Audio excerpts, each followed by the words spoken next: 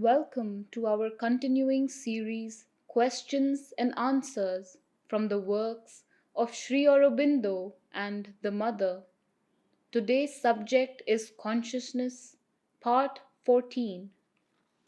From Sri Aurobindo.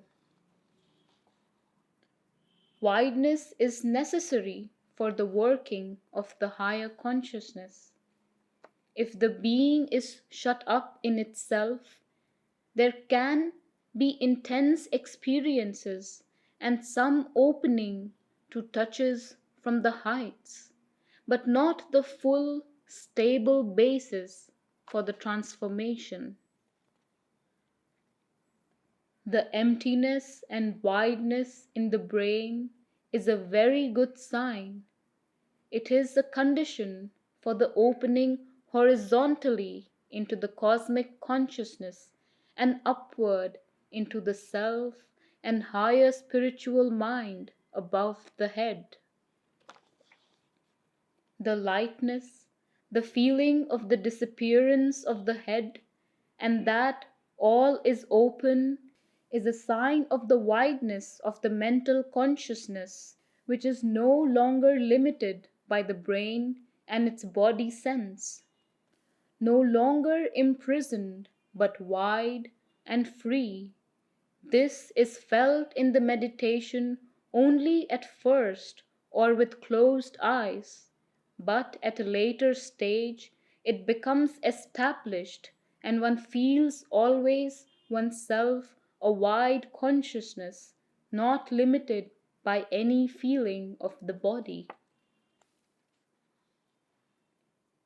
You felt something of this wideness of your being in the second experience when the mother's foot pressed down on your physical head, till it went below and left room for this sense of an infinite self. This wide consciousness, not dependent on the body or limited by it, is what is called in yoga the Atma or self. You are only having the first glimpses of it, but later on it becomes normal and one feels that one was always this Atma, infinite and immortal. I don't think that lack of sleep when it comes is due to want of work, for even those who do not work at all get good sleep. It is something else, but it must be got over.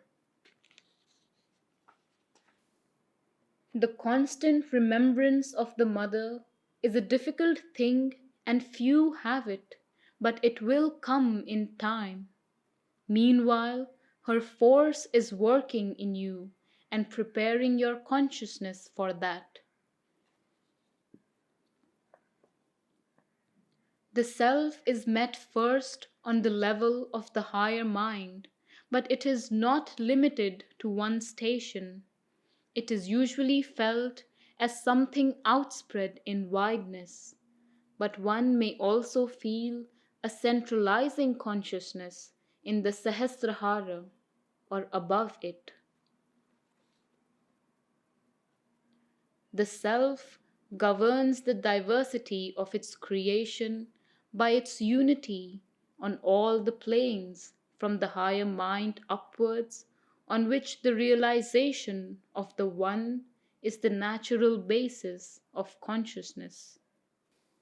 But as one goes upward, the view changes, the power of consciousness changes, the light becomes ever more intense and potent, although the static realization of infinity and eternity and the timeless One remains the same. The vision of the workings of the One becomes ever wider and is attained with a greater instrumentality of force and a more comprehensive grasp of what has to be known and done. All possible forms and constructions of things become more and more visible put in their proper place, utilizable. Moreover, what is thought knowledge in the higher mind becomes illumination in the illumined mind, and direct, intimate vision in the intuition. But the intuition sees in flashes and combines through a constant play of light, through revelations, inspirations, intuitions, swift discriminations. The overmind sees calmly, steadily, in great masses and large extensions of space and time and relation, globally. It creates and acts in the same way. It is the world of the great gods, the divine creators. Only each creates in his own way. He sees all, but sees all from his own viewpoint. There is not the absolute supramental harmony and certitude. These, inadequately expressed, are some of the differences. I speak, of course, of these planes in themselves. When acting in the human consciousness, they are necessarily much diminished in their working by having to depend on the human instrumentation of mind, vital and physical.